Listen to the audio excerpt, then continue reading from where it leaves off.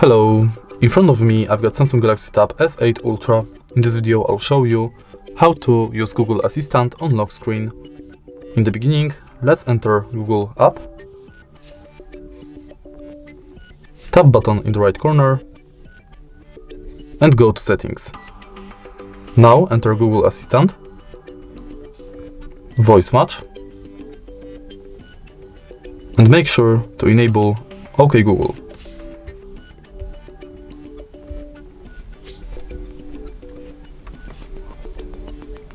Now go back, enter lock screen and also make sure that this function is enabled. Now you can simply lock the screen and say, "Hey Google, what's the weather like tomorrow?" Tomorrow in Krakow, it'll be partly cloudy with a high of 7 and a low of -1. If you find this video helpful, please leave like, comment and subscribe.